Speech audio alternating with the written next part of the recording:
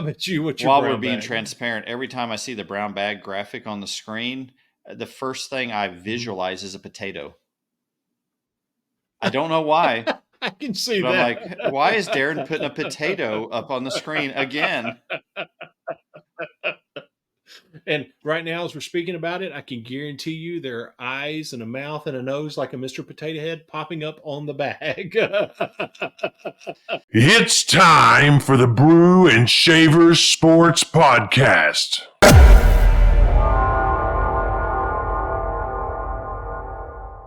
It's Thanksgiving week, and it's a great week for football, but it's a great week to spend time with family and friends. And as the old saying goes, to count your many blessings, we are indeed blessed.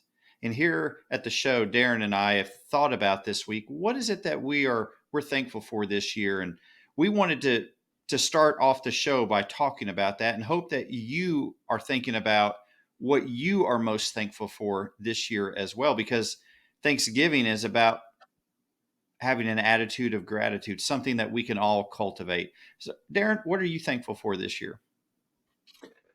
you know, Number one, I just want to say that Thanksgiving is my. A lot of people love Christmas, and I love everything that Christmas stands for. And being able to celebrate the birth of Jesus. But as far as like holidays and what goes into it and everything, just from a family perspective, Thanksgiving's my favorite because it's just nothing but family getting together and having a good time. All of the other stuff and the gifts and sometimes they get in the way of what the reality, what Christmas is really about. None of that's present. So I love Thanksgiving, but with that being said, also we've had some family conversations about what we're thankful for, and I actually have a niece that lives in North Carolina, and she told us in the process of talking about getting a new puppy that the things in life that she's most thankful for is family, having fun, uh, puppies, and Jesus. And you know what? I got to tell you, I think that really does kind of sum it up. Family, having fun, puppies, and Jesus.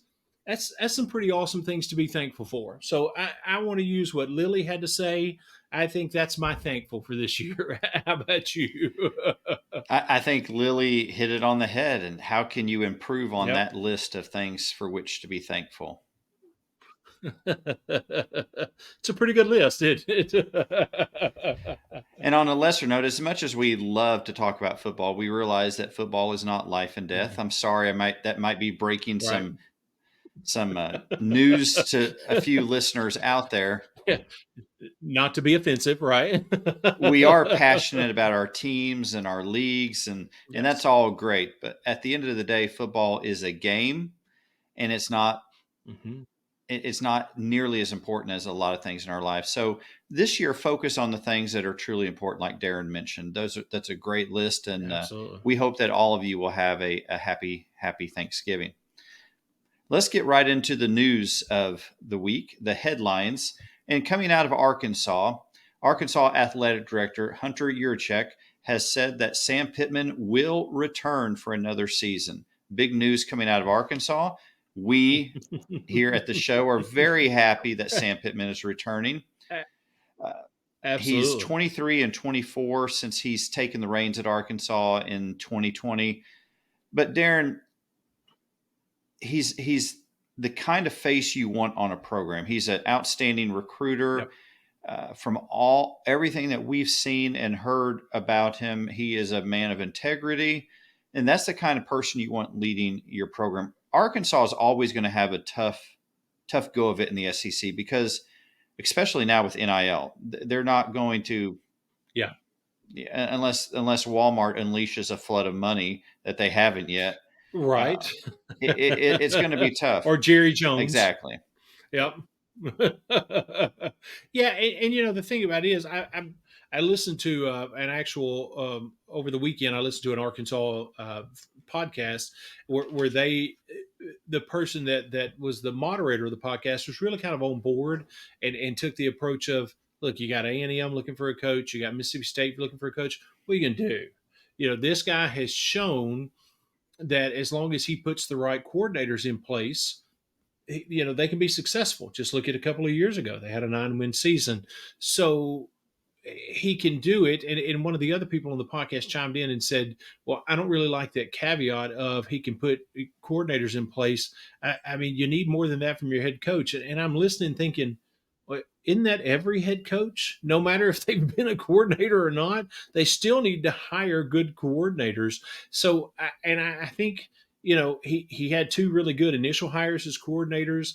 Obviously, really whiffed on the offensive hire this time, but also at the same on the flip side of that, did well on the defensive side. So he's hit 3 out of 4 of his coordinator hires. I, I don't think that's too bad as a head coach in today's collegiate football or SEC football world. So I, I'm very, very excited and think he will make a better hire this time, and we'll see a better season for our old buddy Sam Pittman next year. It will be, as you just said, the importance of the coordinators, and I think Sam Pittman will figure it out. And I would be absolutely shocked if, whenever his day comes, when he leaves the sidelines at Arkansas, if he's not left that program in a better place than when he found it. Completely agree. Great point. In other coaching news, not quite as positive, Jim Harbaugh at Michigan has last Thursday, in fact, the day before the hearing, suddenly accepted the 3-game suspension. Evidently, there's been evidence that the NCAA uncovered that Michigan was not aware of, and they quickly backed out of that public hearing and accepted the 3-game suspension.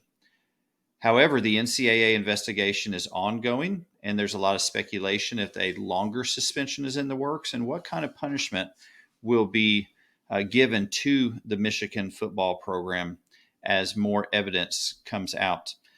We're still watching this, particularly this week with what they call the game coming up. That's right. That's Michigan right. and Ohio State. Harbaugh will not be on the sidelines. Darren, where are you with all of this right now? I know we don't cover the Big Ten very much. What are you thinking? Is Harbaugh done at Michigan?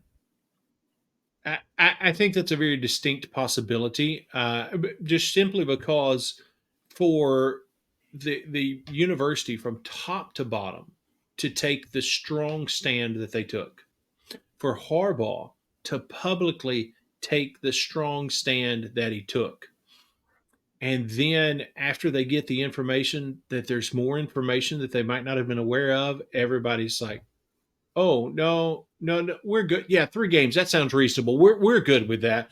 There's something, may not necessarily be the proverbial silver bullet, but there's obviously something in there that they were not aware of. It's also interesting that the next day, when all of this is happening, an assistant coach is let go.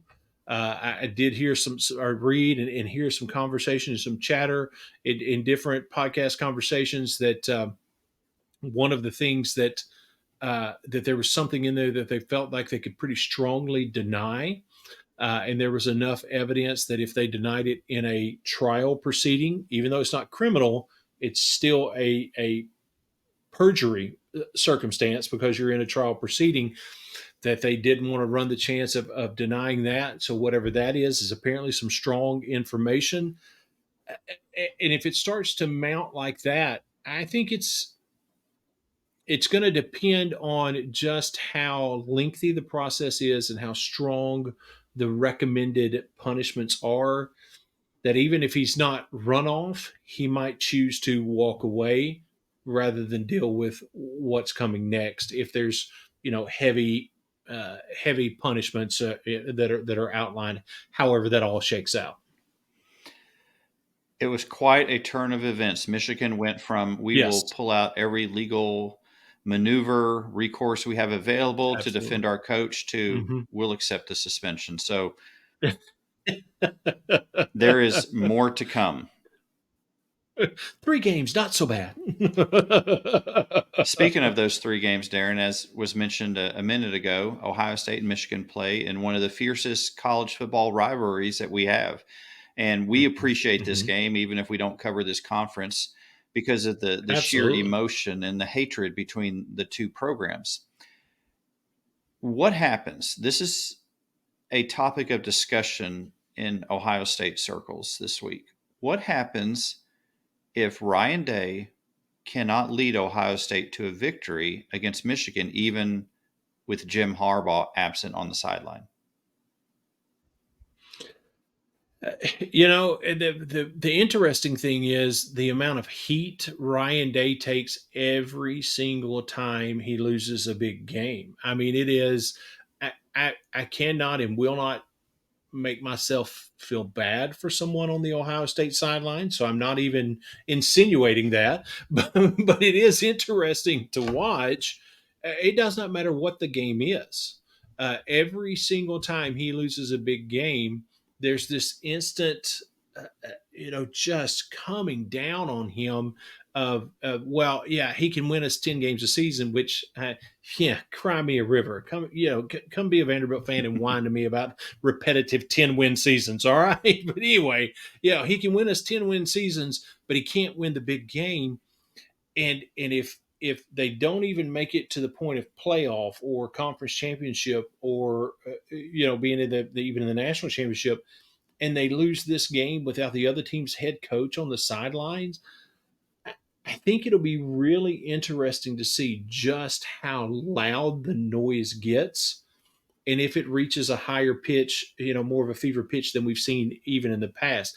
I think that's a real possibility because for whatever reason, that, like I said, that's been a thing almost from the very beginning, after the first couple of seasons. So that'll definitely be interesting to watch. I realize it would cause a very unlikely alliance, but what a Mhm. moment of sheer brilliance if Michigan would have Lou Holtz as an honorary coach for this game.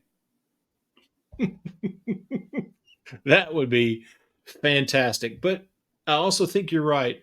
That's a very unlikely alliance. I don't know. I don't know that that'll happen.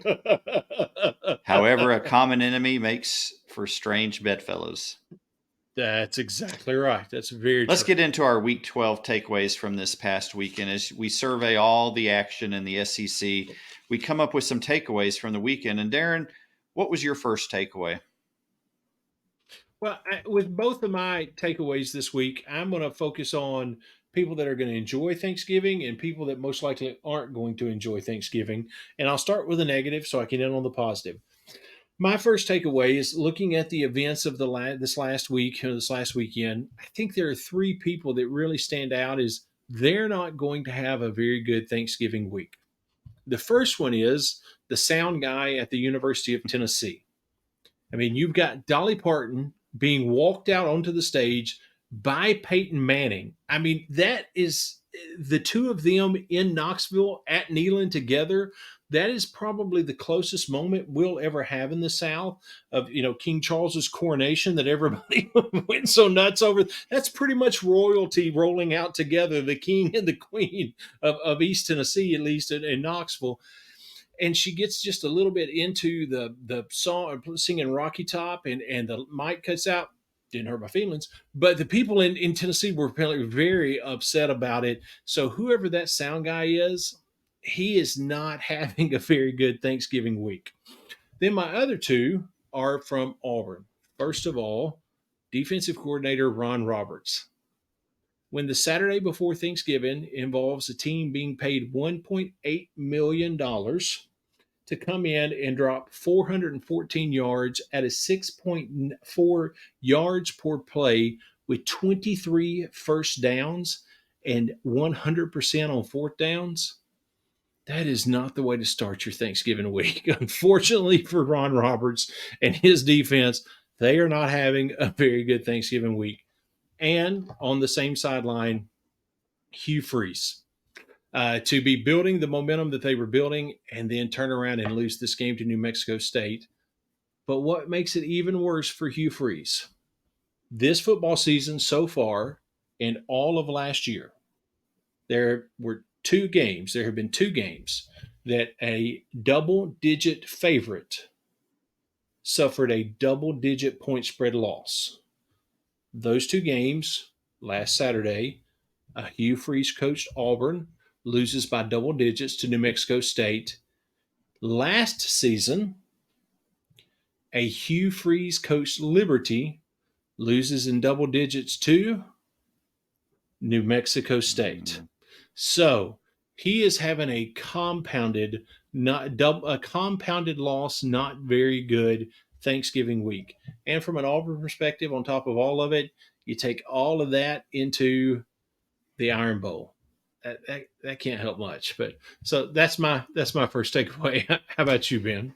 I'm going to College Station for my first takeaway. It was a somber weekend in terms of remembering the bonfire that resulted in the deaths of college students and others. There was a reflection about that event, sad event, tragic event throughout the weekend. And then in what I thought was an incredible moment, Texas A&M, they have a 12th man kickoff unit, which is comprised, every player on that unit is a walk-on. And they sent them out on the field.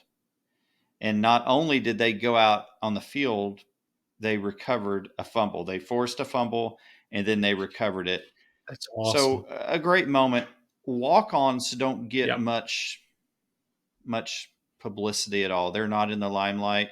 They do the grunt work. They're showing up on scout teams. They're doing all the things that basically the low man on the totem pole does, so to speak. And for them to go out there, and not only to go out there, but to make a play like they did, I thought it was a great moment for walk-ons everywhere. So kudos to Texas A&M during a time of transition, Absolutely. having just released their head football coach. I thought it was a great moment. Great one. That's you great. Got another takeaway? I do. I've got another one. I started out with people that aren't having a very good Thanksgiving. Now I want to talk about people that are obviously having a fantastic Thanksgiving week. The number one on my list is our buddy Sam Pittman. I'm so excited for him that he was given that, not just a vote of confidence, because sometimes that can be a death knell, but a definitive statement of he will be here next year. Obviously, that creates a very good Thanksgiving week for him, sets the team up to try to find some success this weekend. Number two is the head coach at Tennessee, Josh Heupel. He plays Vanderbilt Saturday in Knoxville. How can he not be having a good week? Let's be honest. And then number three, he's been a topic of conversation for several years, but this Thanksgiving, Jimbo is sitting on one of his multiple ranches, apparently he now has in the state of Texas, counting money, and does not have a care in the world what any sports reporter, alumni, or fan thinks about him. I think Jimbo's going to have a pretty good Thanksgiving this year. So that's my three people that are enjoying Thanksgiving, are going to enjoy it. Wouldn't it be? You got another takeaway? Wouldn't it go be ahead. something if Jimbo and Coach O became friends and started hanging out at beach resorts together? It would be a party. That's for sure. My takeaway is Jaden Daniels assuming the odds-on favorite to win the Heisman Trophy. He's got a big game coming up against a top 10 defense this Saturday, and we'll talk about that a little later. Basically, his final chance to solidify his front-runner status. But think about this: after 11 games, with the strength of schedule that he's played against, which is far greater than any other Heisman contender, he's played against a top 10 strength of schedule. He's number one in total yards in the NCAA, number one in passing touchdowns, number one in total touchdowns, number one in yards per game, number one in yards per play, number one quarterback rating. It's just he is distancing himself, and yeah, we can argue, well, he was padding his stats against Georgia State. Well, Bo Nix padded some stats against Portland State. Let's be honest about it. If we're going to call out one, we're going to call out the other one. And Jaden Daniels continues to operate at an incredibly high level. And I think we may have mentioned this last week, Darren. without Jaden Daniels this year, LSU may be looking at a 5 or 6 loss season. Absolutely. So he continues to impress.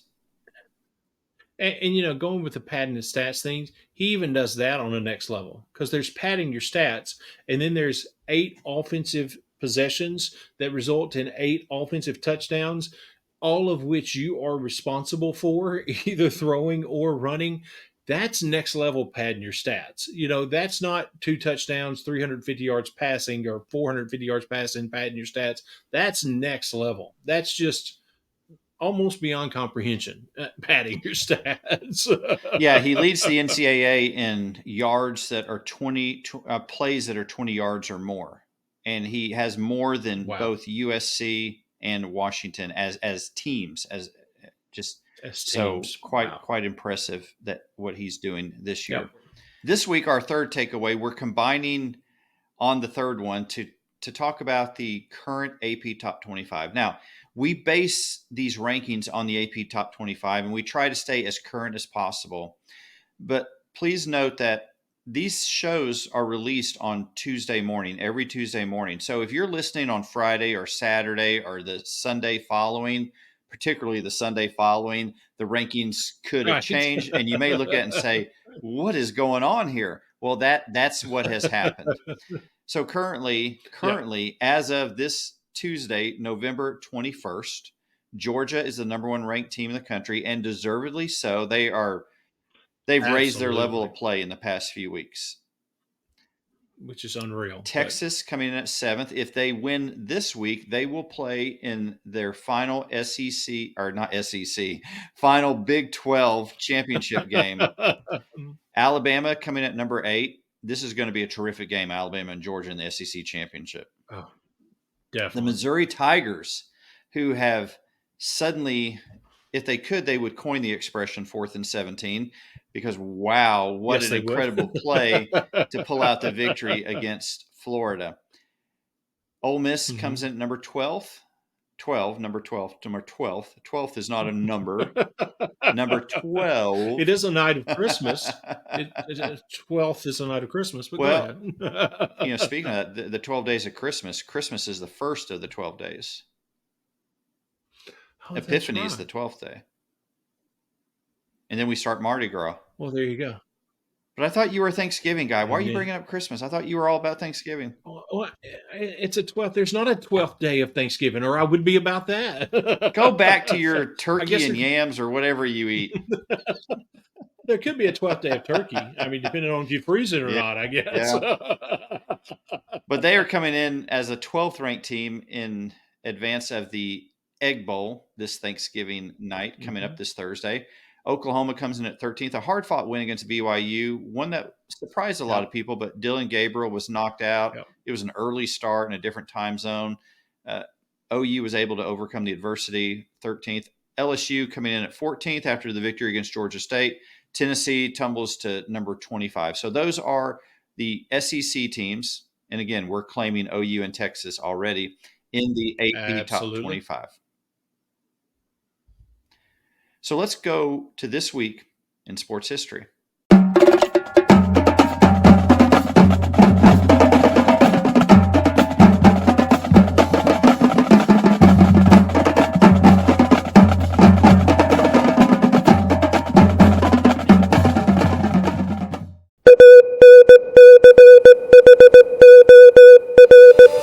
Thanksgiving 1978.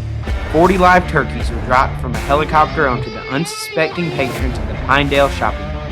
The turkey drop was an attempted promotion by Cincinnati rock and roll station WKRP and its general manager Arthur Big Guy Carlson. Station news anchor Les Nessman provided the play-by-play as the fiasco unfolded. Something just came out of the back of the helicopter. It's a dark object, perhaps a skydiver. A second, a third, no parachute yet. They're turkeys. DJ Dr. Johnny Fever summed the event up as a mall being bombed by live turkeys. General Manager Carlson was later quoted as saying, "I thought it would work. I thought turkeys could fly." Happy Thanksgiving. Oh, thank you.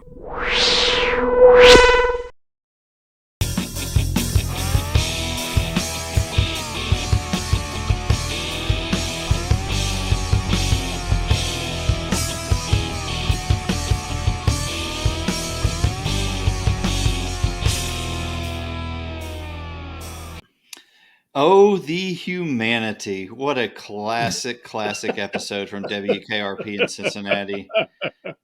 Absolutely. I thought turkeys As could God fly. is my witness. What a great episode still all Oh, these years later. man. Absolutely. Well, we know that turkeys can't fly, but you may wonder if we know That's that right. or not based on some of the predictions that we make and analysis that we give and commentary.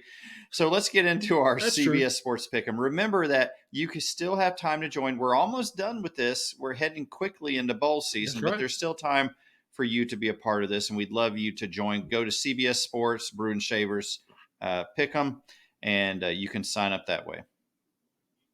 And we will do a bowl pick'em this year, just like we have the last couple of Nice. years. There will be that'll probably be ESPN that we'll just put out a link and people can join in. The ESPN bowl, Capital One bowl, whatever their thing is, but we'll definitely do that again this year, like we've done in past years. No. Will we get Dun-dun-dun. flagged for? Will we get flagged for Nice. that? Is that copyright infringement? I think I think it was less than 8 seconds. I It think we're probably good. didn't even sound I like it. think They're we're gonna be good. like, that didn't even sound like what we do. These guys. It did not Who register. are these guys? These guys are idiots. It's not the first time we've heard that, but anyway. Well, let's move on to 4 down territory. You're in 4 down territory.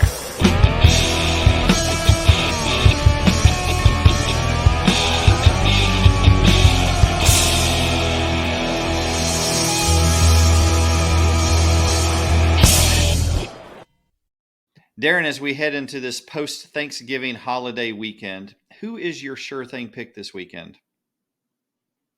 I think I'm going to have to embrace the Empire and go with exactly.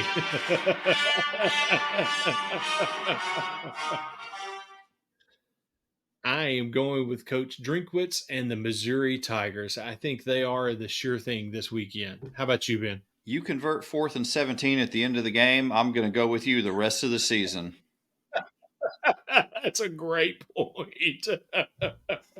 So we have a unanimous sure thing pick this week. We are united behind the Missouri Tigers and Eli Drinkwitz. How about your upset pick? If you would have asked me if I was going to make this, if I would ever have made this pick 5 weeks ago, I would have laughed at you and said, "No way in this world. Don't you think more of me than that?"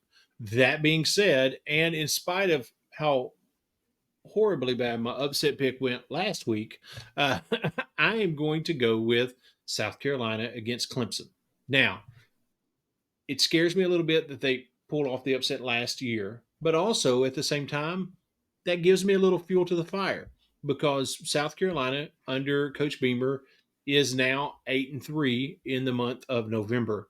There is something to be said for that, and I think they're going to continue to show that they finish strong, pull off the upset, take out Clemson for the second consecutive year. How about you, Ben? What's your upset pick, or who's your upset pick? There were some great choices out there. I thought for a second, maybe Auburn. I mean, Alabama runs a different offense than New Mexico State, so maybe that's a valid point. And I thought about saying that just to poke the bear or poke. I guess it would be poke the elephant. It would be poke the elephant. That is correct. But that is absolutely ludicrous. I'm not going to do that. No. Then I thought about, well, one single win could salvage Vanderbilt's dismal season. Could it happen? That's Maybe. true. But as you said, we're not yet we're not to the point of Christmas miracles yet. That's right. And college football is not a Hallmark Christmas movie. It is not. So no, I think Tennessee is going to take care of business. Yep. So, I thought about the Egg Bowl.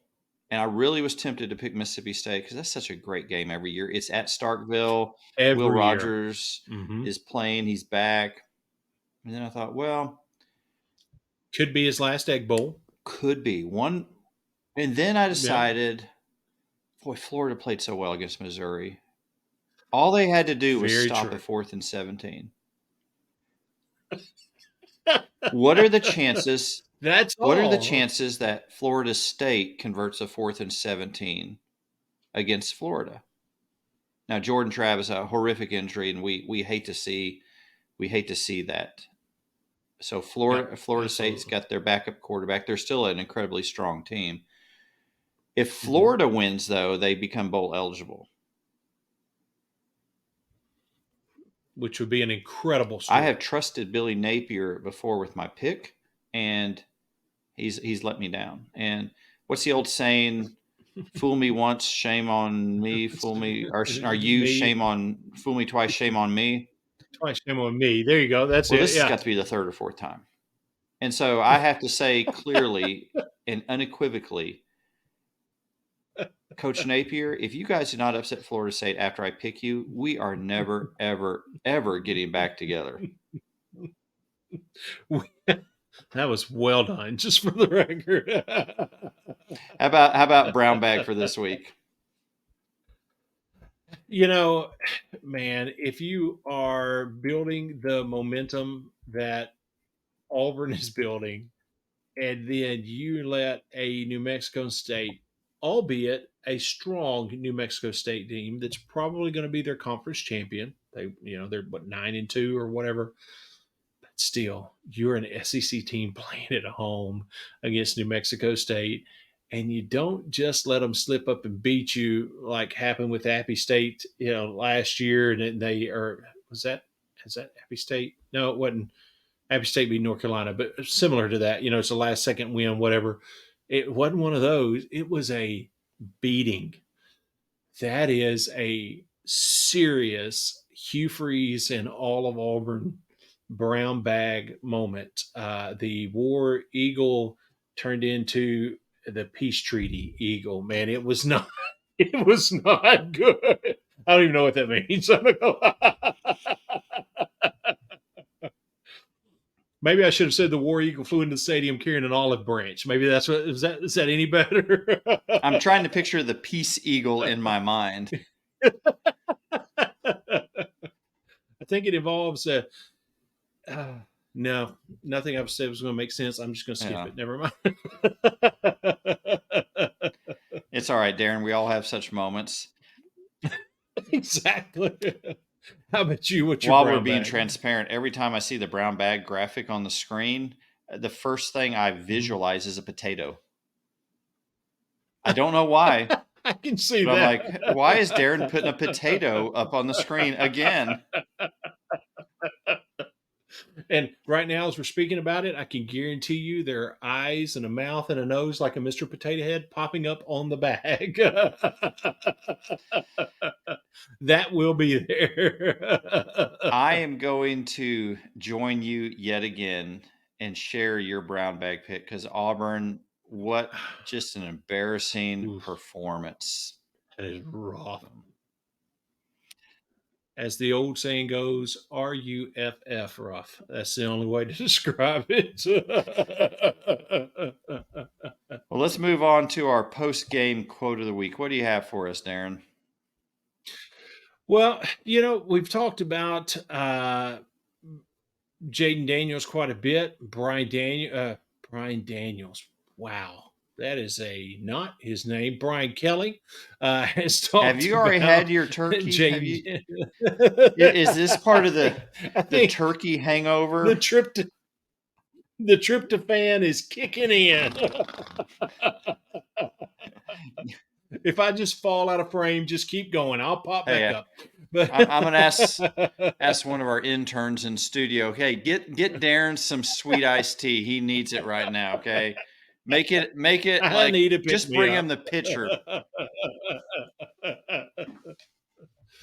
Brian Kelly is talking even more about Jaden Daniels, as he should be. But this week's press conference had a little interesting moment that he dealt with and handled really, really well, and turned out to be a pretty funny moment. So we've got a cross between a funny moment and hearing his enthusiasm and excitement about talking about Jaden Daniels and the kind of season he is having. More than anything else, his decisiveness in throwing the football. When you're 25 for 30 throwing the football, the decisiveness and the decision making has to be that way, and that's what you're seeing. Did you want to come on up here? Come on up. It's okay. I don't want you to fall again. So you're doing good. What's your name? Mason. Good to meet you, Mason. Come here. Great job. Try to keep you All right. try to keep it down. All right. Well, keep trying to do it. You're not doing such a good job. But decisiveness is really the most important thing for me as to what I've seen. The guy apparently, just listening to some other people describe it and read a few other things about it, the guy apparently was walking up toward the front to do something as part of like an LSU kind of media staff or something like that, and just caught his foot on a cable, on a table leg or something, and just did a complete face plant, just basically right there in the front of the room. And it seems to me in that moment that Brian Kelly was trying to de-escalate it and draw some of attention, just make the attention a little bit more on him. And I felt like the guy handled it well, said he'd try to keep it down. To me, that was a very funny exchange. I enjoyed that when I saw it. And Coach Kelly was trying to seem to diffuse the situation Right. Absolutely. So sometimes we miss those attempts at humor, but I think it was all in good humor, and he was trying to be helpful in that moment. So, and you can hear everybody in the room busting up or cutting up and laughing about it, because he apparently that's one of the things he's kind of known for with the press. Is as long as you're in good favor, he's been known to have an issue with a press person, but for the most part, laugh and cut up and very personable. So that was a very, very fun moment to see him enjoy and everyone there in the room enjoy. Definitely. That's a good one. So remember to make your picks this week, to subscribe and have your friends subscribe. It really helps us out. Like and comment on episodes. New episodes drop every Tuesday. You can watch us here on YouTube or listen to us on your favorite podcast platform. We hope you have a wonderful Thanksgiving. And hey, if you come across Dale Griffith in your life, remember that may not be just a random occurrence. Maybe you are meant to invite Dale Griffith to your house for Thanksgiving. So be kind, be compassionate, be generous, and take care until we see you next week. Have a great Thanksgiving.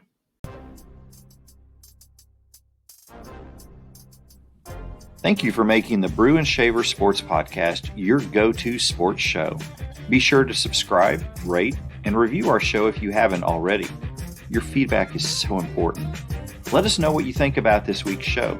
Send an email to brewandshavers@gmail.com or a text to our text line 318-390-3599. We look forward to hearing from you. Thank you again for listening to the Brew and Shaver Sports Podcast. See you next week.